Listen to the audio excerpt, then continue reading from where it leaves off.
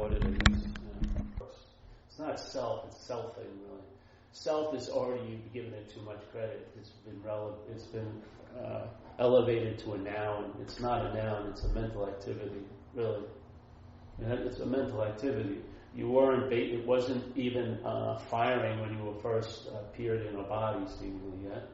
You weren't, there was no sense of a self being produced. The mental process wasn't cooking. So, see, the sense of a self is a product. So what if what's making the product isn't on yet, the product won't be there. Yeah? In other words, the mind, the mental process had to generate a feeling of being a self, and then building a whole thought system around that idea called self-centeredness, and then that geometrically progressing in what we call time and a life. Yeah? So one action here begets another, and then geometrically progresses. Yeah, this place in time.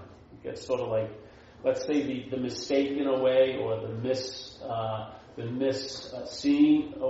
Is there small little impossibility that seems to be possible, and then it geometrically progresses in manifestation. So the insanity, which could have passed like that, now gets a hold and starts manifesting or influencing the manifestation. And you can see the neuroses of mind just goes more and more convolutions, more and more eating its own tail. Yeah, more and more illness. Like supposedly when they first had psychiatry, because obviously the observer sees what it wants to see, but I think there was only like 10 mental illnesses when they first started studying mental illnesses. Now there's like 488 mental illnesses. See? It just progresses and then subdivides and then progresses more and subdivides, because it's just the mind entertaining and a freak and incredible impossibility and causing it to seem possible, at least to us. But how it can only seem possible is there's got to be a you there. Just like false evidence appearing real. False evidence to appear real needs a you to appear real too. Because it's false evidence, yeah? False evidence is false evidence, but it gets sort of a life here by appearing real to us. So you and I are the biggest players here. Like in physics, they say when they do any experiment, the biggest influence of the experiment is the observer of it. So you, me, are the biggest influence in what we call my life. Yeah? Because we give it the meaning it has. You see? Yeah. Hey, Jim. So if you can recognize, let's say, like the movement, one basic movement of selfing, this mental process is to claim. Yeah? So when the mental process is doing the talking for us, it says it has a body. Yeah? Whatever that vague thing is that is called you, yeah? It says it has a body. It doesn't say it's the body. It usually says my body, yeah? My body, my arm. So it's like a sense of ownership, yeah? Or a claiming. So its basis is you never really see who you are, but you get a sense of it by all of what it owns, yeah? Or claims. So you never see the thinker, but you really believe you're the thinker. Yeah? By the way thoughts are held, because the thoughts are held as yours. So every thought is used to imply that there's a thinker. And so you just assume that you're the thinker. Now, what does a thinker look like? Does it look like what it thinks, which would be very subtle things? No. What does it look like? What does the thinker look like? Well, it answers to the name me. Well, who is this me? It ain't you. All right, that's clear. But to you, it is a you. When what's looking is looking from here, this me is a you.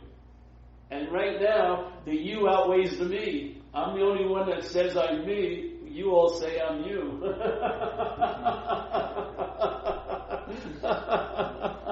Seriously, if you throw 800 people in here, they have no confusion about what I am. I'm a you to them. They've probably seen me clearer than I've ever seen myself my whole life. They're seeing it, hey, that's you. You're a junkie, or what this, or what that. What? I am? I thought it was me. I thought I was just portraying a junkie. So this me is the mental sense of what comes from after the claiming. So conscious contact is what's bringing us light. Yeah, I'm seeing this thing, I feel it. It's cold. Yeah, I can smell. Da da da. Yeah. So there's like 5 gates, basically 6 gates. In Buddhism, the mind's a gate. Yeah. So there's 6 gates which consciousness moves through and has an experience here. It sees subtle things called thoughts. Actually hears them. But seeing is not just based on visual. Seeing is awareness, right? So now it's the thoughts are being seen. You're feeling things, you're smelling things, you're hearing things, yes? So that's conscious contact. The mental process there is a consciousness about the mental process. It's available because the mental process rises after the conscious contact. Conscious contact is prior to everything else. Before you see a thing, the seeing's got to be there. Yeah? The thing isn't there, then you see it. It's the seeing, then there's a thing. So, yes? Yeah. So the seeing comes prior to everything. The mental process happens, produced by the brain, yeah? And that mental process, its movement is to claim the seeing by calling itself the seer. Yeah? So now, instead of feeling that spirit or consciousness is looking through you, you think, oh, whatever's looking through me signifies me. I own that. I'm conscious. Yeah? I have the consciousness. So now, what precedes you is now claimed by you. It's a tricky maneuver, right? Because the mental process produces you, and then you say, I'm the one who's bringing about this whole process through conscious contact. I'm conscious. I'm the one who's seeing. I'm the one who's feeling. And you can see, it doesn't change its tune. Just like it sees the body and it says it's mine, the seeing of thoughts, it says I'm a thinker. It sees or is conscious of the awareness, and it says, I'm the one who's aware. It doesn't switch. It's always claiming. So whatever it becomes conscious of or aware of, it claims. Yeah? But the possibility of claiming is brought about by the consciousness, not the mental process. Without the consciousness, there would be no noting what to claim. Yeah? So no matter how seemingly powerful self is, or selfing is, there's a power greater than it, which is consciousness, or spirit, if you want to call it that. And so the dilemma is, okay, so now I understand that the main movement is claiming. That's just my opinion. You check it out. You'll see. See how you hold thoughts. You hold the thoughts as you're the thinker, yeah? Or they're about you. That is an expression of the claiming, yeah? Don't get fooled by the expression. See what it points to, which is the claiming, yeah? The feeling of I'm the doer of the actions, yeah? That's also a claiming. So the actions happen, the mental process claims them, interprets this event as I'm the one who did it. Well, let Buddha, supposedly, he had a nice statement that just put an end to that. He says, events are happening, deeds are being done, but there's no individual doer thereof. So he's just trying to cut it at the root. It's not denying an action hasn't happened. It's denying that implies that there was a doer, a personal doer of the action. See, we try to the mental process gets relevance for its basic story by claiming an action, because you can't dispute something happened. But you can dispute, did it happen to someone? Or did someone do it? Yeah? But the question ends at, an action happened, there must have been a doer. I must have done it. Yes? And if I can't figure out I did it or you did it, then God did it. Somehow there was something did it. Yeah? If you have any questions, hold them on there. So with this movement, alright, so now, every thought that's seen, heard, is held with this interpretation that I'm the thinker of it, or they're about me. That is the bondage. It's not the thought. It's these two locked in. How a thought is held, that you're the thinker of it, or it's about you. That's the locking. That's the bondage of self. If you see what it does is it gives you a false journey. Well, let's try to make all your thoughts good thoughts.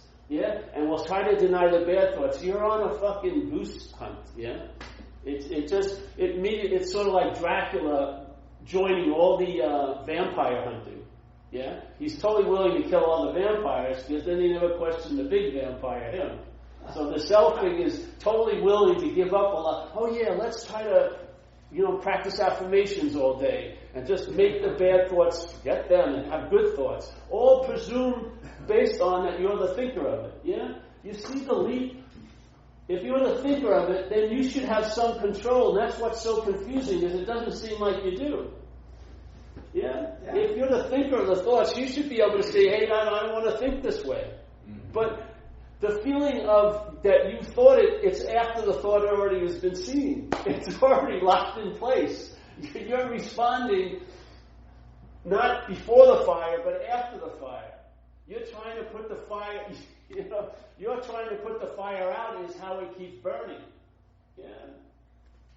So that movement of claiming, just check it out. It's based on an incredible assumption, and yet, when it goes unnoticed, it geometrically progresses every day. So, like we always joke, I come in here and I say, hey, I'm going to have to take a break for a while. I forgot to digest this burrito, last night. It's got a big black bean and carnitas in there. And it's getting, the pizza on Tuesday. I forgot to Jesus Christ, I got to take off for the rest of the day and just spend my day vigilantly digesting. Yeah? It's, that's so funny. But you believe you're the thinker of the thoughts, a much more subtle activity, of this body-mind. You believe you're the thinker, but you would sound funny if you believe that you were the digester. It's so obvious you don't digest the food, do you? But yet, it doesn't seem obvious to you that you're not the thinker of the thoughts. That actually, the feeling of being a thinker is a thought itself. You don't see that, So how are you going to get relief from something you're not seeing? Any form of trying to get relief, if there's not seeing it, is part of the disease in a way. You're under the trance, struggling, which promotes the trance.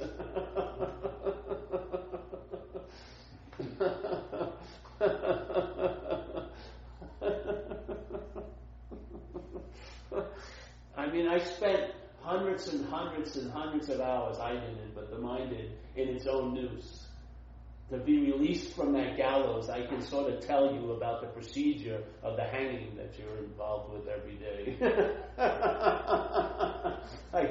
I know how many strands are in the rope. I know how it tightens. I know how it'll dangle you, and it'll probably let you go just to come back again. So by seeing it, it opens up the possibility that maybe I won't start at square 3 of the game. I'll start becoming conscious of the consciousness of contact, Like Buddha said, when you see, when you hear, when you think. The feeling, get the sense of what's actually happening, When you taste, when you touch. Instead of now, most of us are living, there's the touch, but that's forgotten, and what's emphasized is the toucher and what's been touched, We miss the living of the event, and we take we depend on the story about the event. So the event is the living of it, but we're in a mental story about it, which is totally regulated and defined by this incredibly crazy idea called the past, which we have no proof of whatsoever. We don't actually experience it. No, we're not experiencing it. We're living in interpretation, basically. We're on a time delay. The mental process has produced like a hiccup that we're sort of in a fugue about, and then when we come to, it's already preset. In other words, the situation, the way you're looking at things, everything is already preset. So the struggle is futile after this point. You want to see it before it sets up. Once it sets up, all your efforts to get out are just another form of being in a way, truly. But if you can see that maybe if you learn about the self, you will forget the self, because you'll learn that it isn't you, and if it ain't about you, you'll forget about it. Seriously, it's just as simple. You can do it like I always use the example, there's a lady that I've seen that I'm interested in, and she's in a meeting over in this room.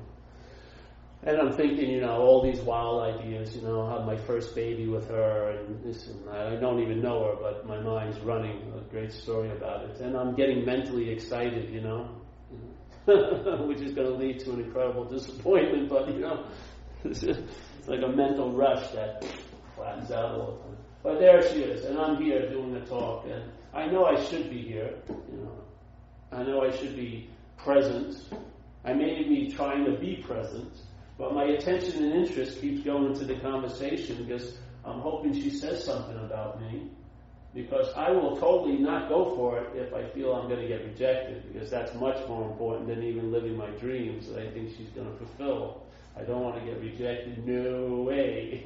So I'm listening keenly, and people are talking to me. Hey, Paul, just be. I said, yeah, I agree with you. And then someone comes and drops a book on the table, says, how to lose interest in a conversation in another room. So I read it, but it still doesn't seem to help my interest and attention, because it isn't your interest and attention. It's not like your dog. You whistle it ain't coming. When you call it your name, it doesn't answer. Yeah? It's not yours. It's predicated on certain situations. If those situations in place, it's going to go to where it's going. Yeah? There. Because what it takes it to, you have taken yourself to be something that now it has to be keenly interested in. It's called the bondage of self. You're constantly interested in everything and how it pertains to you. It's an addiction of mind. So there it goes. And then finally, as she says something, and I'm really aware, and then she says, Matt, I really like that guy, Matt. Now, my name is Paul, so what happens? I don't have to take a 3-month course of how to retrieve my, quote-unquote, my attention from the other room. I lose interest in it because it's not about me. Where does the attention go? Find out. Find out what it's like when the attention boomerangs back. It ain't going to come back to you. It goes out. And now that same attention that was fueling the suffering of a bondage to self, now is bringing you relief and enriching your life. Yeah? Same interest and attention. Just freed. Yeah? Freed from a plea, like we say in recovery, please relieve me of the bondage of self. Yeah? You can go on. Please relieve me of the bondage of self. What is the bondage of self? Yeah? That your interest and attention is constantly bonded to the idea of life happening to you. All the emphasis is on is you. That's the source of the suffering. If your interest and attention lost interest in that because it isn't you, then that same interest and attention that was enrich or inflaming the bondage of self would enrich one's life. Yeah? Like it describes in the big book. You'll lose interest in yourself and gain interest in others. That's what the whole point was. You learn about the self to forget the self. Yeah? You don't learn about the self to have self-knowledge. It's going to avail you nothing. You learn about the self to forget it. Because if the knowledge is pretty good, it will distill into one realization. Hey, I'm not that. I'm not that arthritic phantom that's constantly being pointed at by my mental process. By every conscious contact being claimed, inferring that there's a someone that's doing it. Yeah? That there's someone who never shows up, you never see it in the mirror, you just use your body to signify it, but your head doesn't even believe it's the body. It says, I have a body. You never see who you are because you're not that. And I mean really not that. Because what you really are can't be seen, but what you really, really, really aren't, yeah, it needs to be seen, or it has no chance whatsoever. The mental fabrication of a thing playing God needs a body to appear in. What God is doesn't need anything to appear. It already is. Yeah? So like it says in the recovery program, if you look at this 12 steps as a linear process, it says, and you would think that first would be more important than next, yes? In a linear process, wouldn't you think? Logically, first would mean more emphasis on that, then next would come after that emphasis. It says in the fourth step, it says, okay, we're now at step 3, and we're gonna do whatever we're gonna do, turn our will and life over. But first, we've got to quit playing God. First, quit playing God, and then next in the drama of life, God is going to be director. We're going to be His servants. Yes. So the emphasis is really on quit playing God, because if the quit playing God isn't seen, then what will be surrendering its will and life to a God will be another God, the God of self. And it's always going to have a lesser God than it that it's going to surrender to, so it can play this little pantomime of, I've taken it back, then I surrender again, then I take it back. It's like a big kid giving a bag of candy to a little kid in the playground, and then anytime it wants it, give me that back. It takes it. That's a fucking weak God, yeah? This is what mind plays. Self makes up a God that you surrender to. That's why it's not reliable at all times. You may get a parking space or maybe a date for a month or whatever. Whatever will happen, not flip out at the next picnic or something like that. Woo! What a success. It sounds great, but your level of success is going to be quite meager, yeah? Because you're relying on something that's not reliable. Yeah. It's like in the third step, it says, turn your will and life over to the care of a higher power of your own understanding. Hopefully you get to the point that you will surrender the will and life over to the care of a higher power of its own understanding, because then you'll be radically surprised. I swear to God, then it'll be revelatory, because that God is God in a way. That's got a lot of juice. The one I'm surrendering to is a God of my own making, of self's own making. Man, it's fucking weak. This thing, revelation is much better than knowledge. Fucking much better.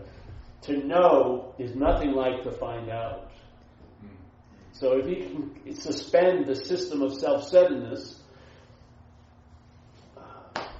and it's not you suspending it, you just realize it's not about you, and then the interest and attention, which is holding it all up, gets just taken out. Yeah?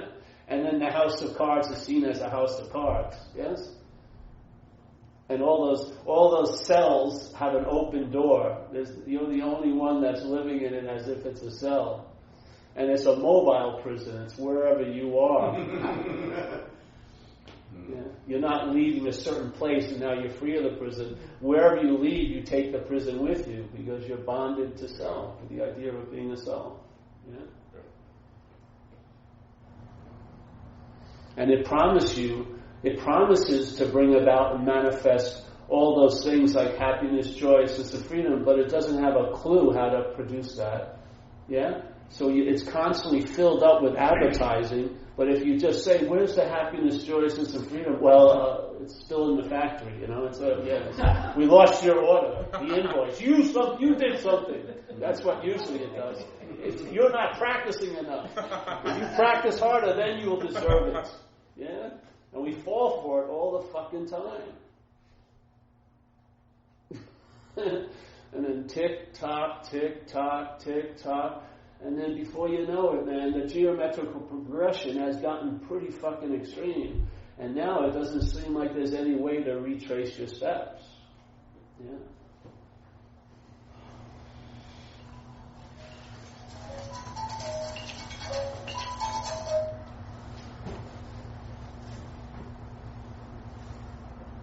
So if you could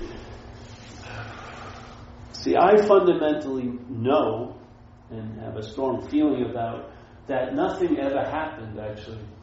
That what's available and what's always been so is so right now. That no matter the most heinous act I ever did, didn't leave a mark on that spaceless, No matter how far away I think I am from it, if I would drop that idea, I'd be right where I've always been. Yeah? That there's no need to get into the moment because I can't be out of a moment. Yes? There's no need to try to be more clear because I can't be more clear than I am. The possibility of clarity is endless. Yeah? Do you want to be the one who's clear? Good luck. But clarity may move through this opportunity if there isn't a you to block it. Yeah.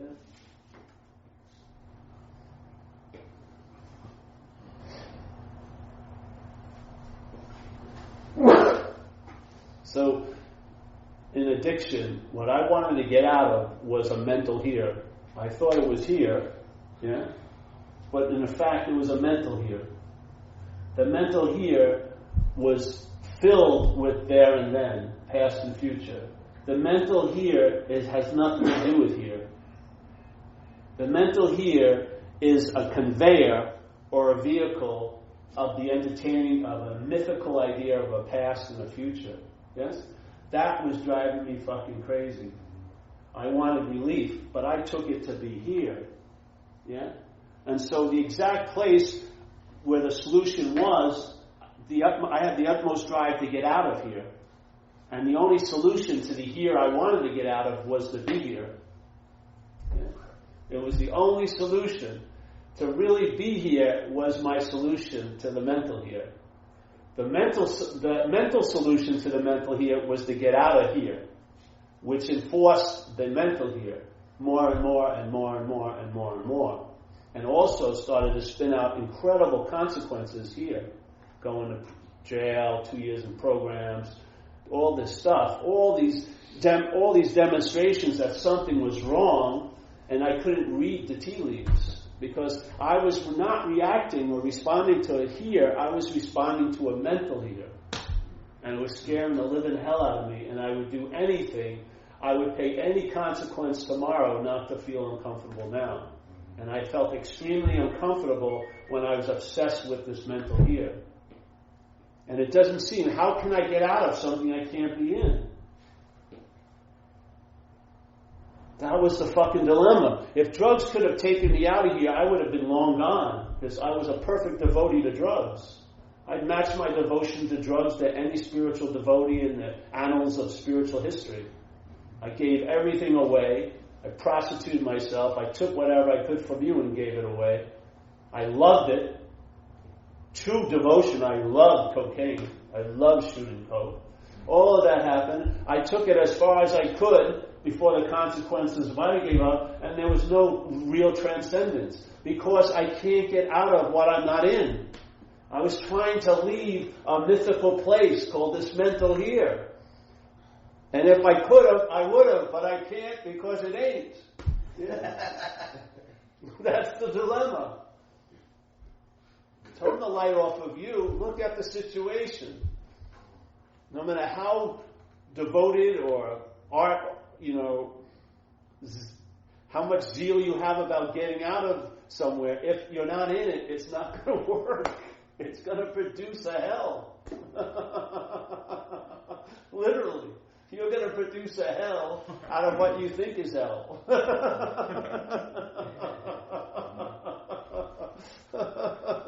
That's like hell 3 times over.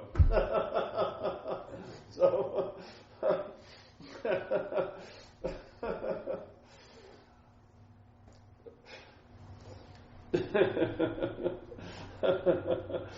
and it's also in recovery, it talks about the daily reprieve, from alcoholism, from that incessant.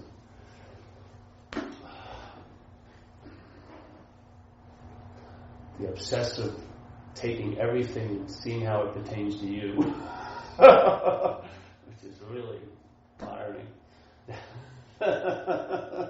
It says, will be contingent on the maintenance of your spiritual condition. So your daily reprieve from that mental activity will be dependent on your spiritual condition. So in a way, what the steps are doing and our fellowship are doing, and hope maybe even this meeting is doing, is diminishing a mental condition so that another condition that's available, because all these are potentials, if you want to call it a spiritual condition, can become obvious to us. Yeah? But we can't see it from the mental condition, because the mental condition has taken seeing and caused and turned it into looking. So no matter how much you look for it, you won't be able to see what is. Yeah? You won't be able to recognize it. You're going up the wrong tree constantly because you can't approach what you are by doing and having. Yeah. So the steps diminish the mental condition. Yeah. The spiritual condition, which is another possibility, is here. All these are here. Yeah. They're all pregnantly here. If the mind entertains them, the mind can entertain an incredible mental condition. If the mind starts losing interest in that mental condition, they'll start entertaining what we call a spiritual condition. Yeah. So it's sort of like here, when we're in the mental condition, the view of the sunlight of the spirit is that it's outside the window. Yeah. And we're in this room. We're in this thing called self. Yes? This little room, this mental room. And the window, the shade's down. That little 5-cent shade in this perspective has the ability to block us off from the sunlight of the spirit. Yeah? We're here in this room. It's dark. The shades are down. The light isn't coming in.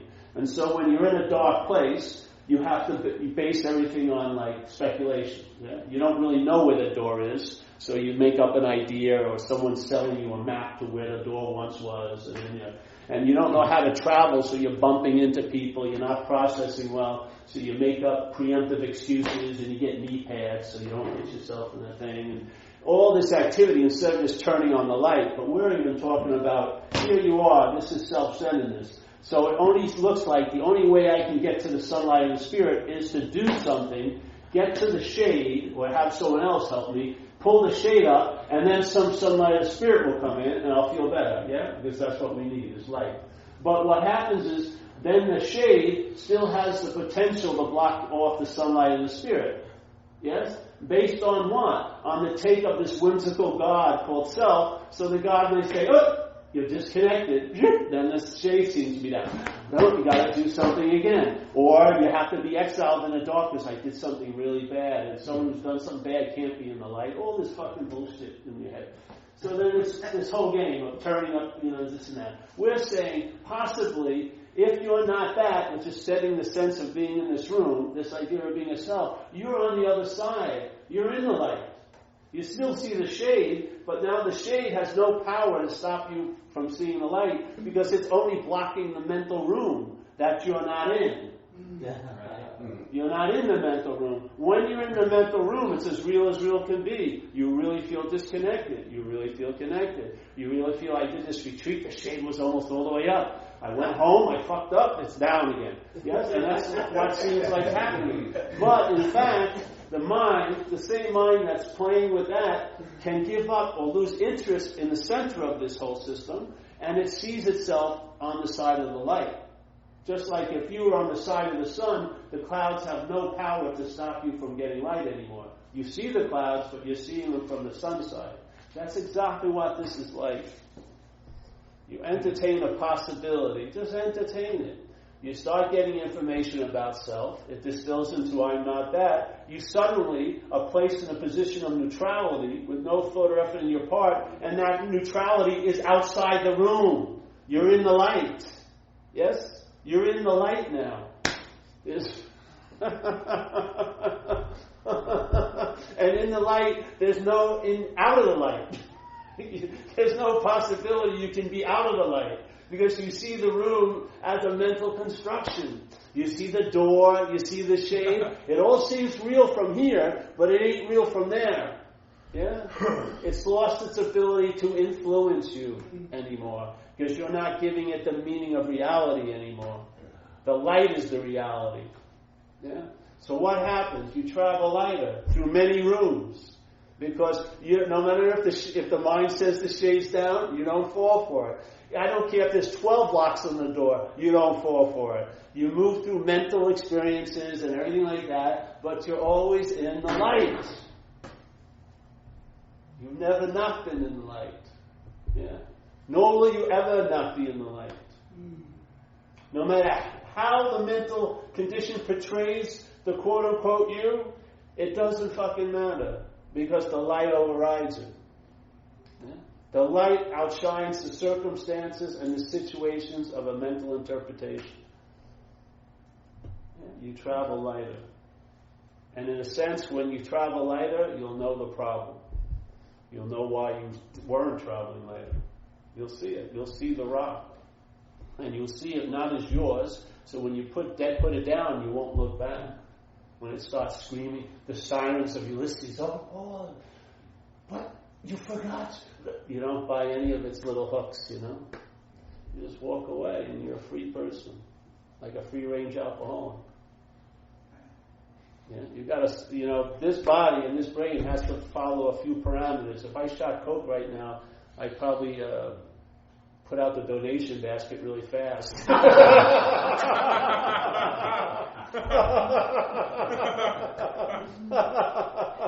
You know what I mean? I don't know what bets would be off. But as long as this is behaved to a certain level, I have free range. Yeah? Possibilities are limited. And what's really great, you don't care about possibilities in a sense.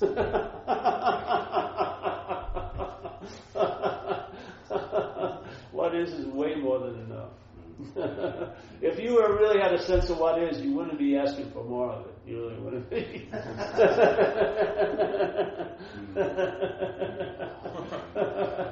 It would be more than enough.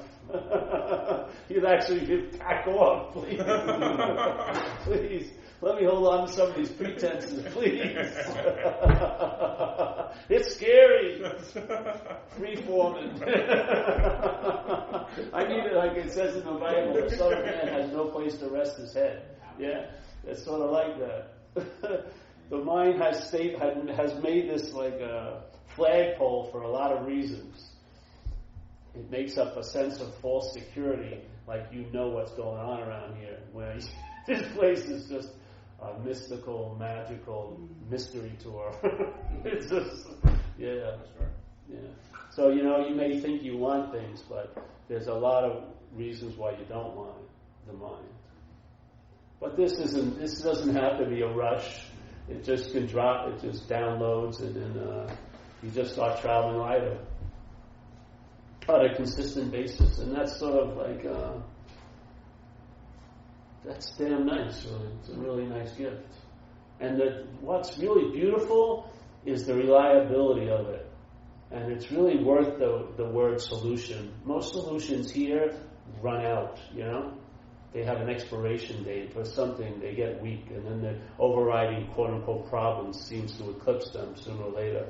But this is so reliable because it's not of this place. It didn't come and it's not going. It's not elevated or decreased. It's just available. Yeah? Just an available space. But it's not like a dead space. It's pregnant and it's just brought about a real ease and comfort in my life because it's definitely worthy of being relied on. It's got that force. So, yeah.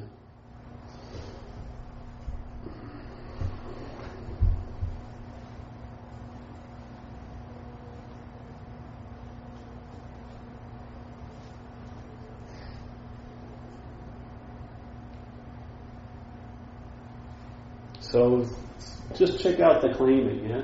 Maybe if you're sitting today and you see the thoughts, maybe just see, maybe sort of try to feel into the sense of what's happening when the thoughts are being claimed.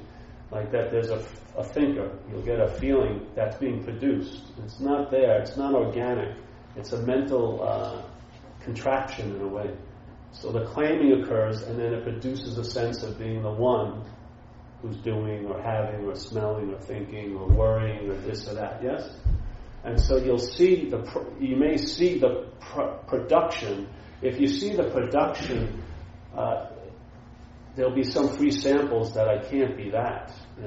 How can I be something that's produced when my whole storyline is that I'm inherently so? It sort of undermines the whole house of cards. And they all start. And then the beautiful thing is, nothing new needs to be built there, just the space of mind. Not a mental giant like Tower of Babylon, really rooted in language. Language is the trance maker. Yeah? Because thoughts are held in language. Yeah? You hear them, don't you? And they sort of sound like they're yours because there's an item being identified as the body, so the sounds made from this vocal cord are claimed to be yours. And so now the thoughts sound like yours. So it seems like it's you talking to you. Yeah? It's sort of like that Clint Eastwood talking to the chair, thinking it's Obama, in that Republican convention. I don't know if you politics, but that's what we're doing all day. We're talking, the mind's talking to itself as itself, yeah? And then you see some people, they just give up all pretenses, they're doing it out loud. They're walking around, who are they talking to? It's like the chair that he's talking to. You're walking around, who is that? And it's just the mental process eating itself. You know what I mean? Yeah. It's a mental illness. They can't take an x-ray of alcoholism. You can't see it. You can see its effects in the body, but you can't see it in the body. It's a mental activity. It's like a parasitical movement. It doesn't have anything, so it claims it all. Yeah? And once it claims it, it gets permission to give it meaning, the system called selfing, and that meaning is the interpretation of our life. And if we want relief from it, it gives us an interpretation of what the relief will look like, which I believe is another part of the problem, my own sense. Yeah? And so on and so forth. Self can't get out of self. Yeah? So if you go to the problem for a solution, that's a problem. And you can't go anywhere else because you take it to be you. So you're always going to go back to the same Greek oracle, and it may have many different names and masks, but it's always you.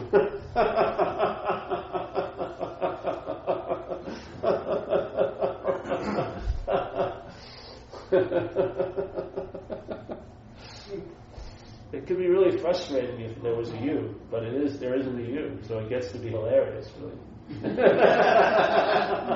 You can laugh about it because it's hilarious. It really is. It can make mountains out of molehills.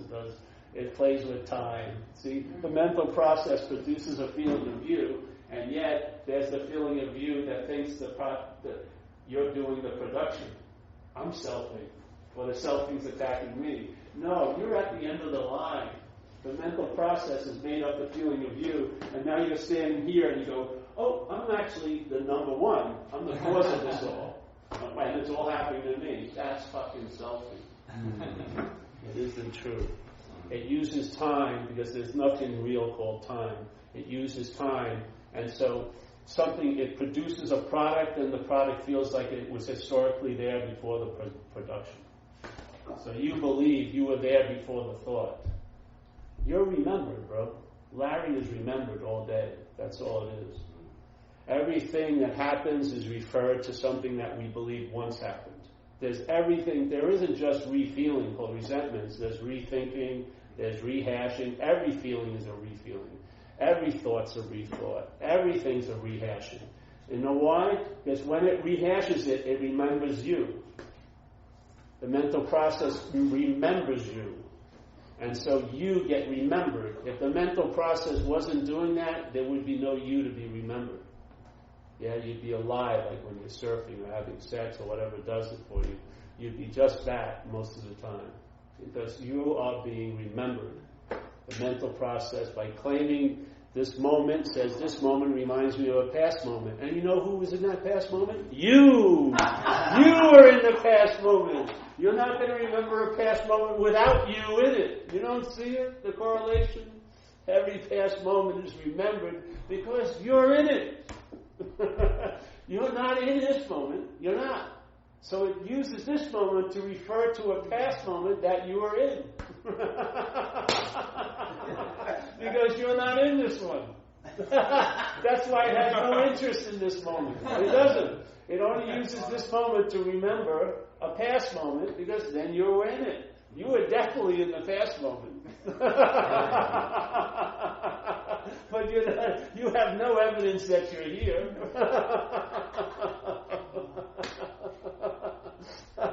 But you have a lot of evidence you were there. And you have a lot of evidence you will be there. That's really used. Oh, in the mental realm, the will be is unbelievable. It's producing so much anxiety and fucking fear and all that. Making so much out of nothing. just to be remembered, really. Its whole point. Its whole point isn't to be provoking fear, it's to remember you. If fear remembers you better, it will use fear. And what better thing can it do with the future than to be worried about what's going to happen to you? Preservation of the life. That's right. It's selfish. That's right. It lives. It can't live here, but it lives in time. So that's what's preserving you in time. It has its memorabilia of the moments of the past, which are made up, and a future like gold mines of worry and concern. Yes? Check it out. And when you do something that's beautiful in the moment, that really catches your attention, for all intents and purposes, the experience is you're not there, you never were, but you really get an experience you're not there, and that's the highest moments of your life, is when you're not there. Yeah? Then the mind comes in, claims them, and now uses that moment that you were absent to beat the living shit out of yourself because you're present now. See, I'm here, I can't believe it, I'm fucking up. If I could only get out of being me, and be here and experience my own absence, it would be great. You can't. That's not the way it works. Yeah? Just see the mechanism of what's producing you. Learn about self is forgetting about self. Yeah? When your self is forgotten, things happen. Other possibilities become dominant. Using this possibility, this moment, this body, this apparatus, this interface, other things will come through. And they'll leave an impression. Yeah? And the impression will be sort of more loving and kind and open and clear than that fucking arthritic contraction that the mental realm constantly provokes. You know? Isn't it? Contracted. When you're having a good day, how long does it last? 10 minutes, in your head? As soon as their head realizes you're having a good day, I shouldn't be having a good day. I haven't worked hard enough this week to have a good, blah, blah, blah, blah. But if someone's having a bad day, the same mind elongates. I'm going to be like this forever. I'm going to be depressed for the rest of my life. What is that? It takes whatever's good, minimizes it. It takes the possibility that something's not good and elongates it. You want to live for that? You want to live under that tyranny? Really? You want to be at the whim of that fucking thing that's playing God? That doesn't follow any rules or reasons? You can do all the right things and still life won't work out? You can be really good and still you'll get fucked? Yeah. Other people who look like they don't give a shit are doing much better than you, supposedly. Your mind just has a field day here.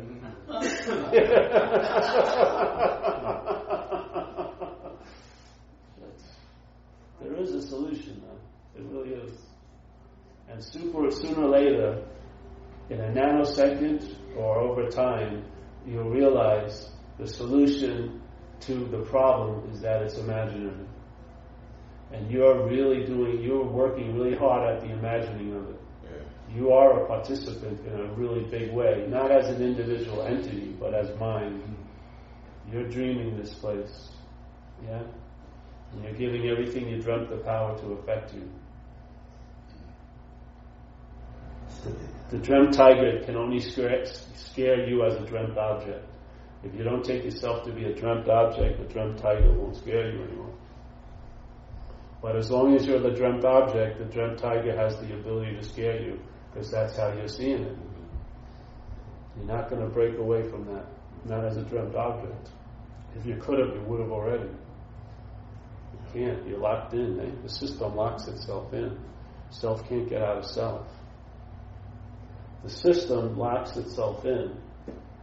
If you try to leave as the center of the system, you'll never leave the system. A product of a mental process can't leave the process that makes it. It can't appear anywhere else. You're generated. The feeling of you is being generated from something. But this you that's being generated can't leave the generator. It doesn't exist anywhere but in your head. It didn't exist when you were a little baby, and maybe at the time of death it'll be obviously that it never existed either. But right now we're living as if it's so, and it's causing a lot of havoc for us. And we're taking that out on people we love and other people and ourselves and the world, and fucking ignorant as hell, and thinking it's all about me, and tons of mental geometric progressions are taking place and finding expression here, just from this basic insanity of I'm a long-lasting, independent, separate entity. I've got to get mine. Yeah? You've got yours already. Yeah. Your thoughts, your feelings, your problems. Yeah. So, yes, that's it. Any questions today? 1, 2, 3. It's not a 10 count, it's a 3 count. It's wrestling, not boxing. It's not a 10 count, it's a 3 count. It's wrestling, not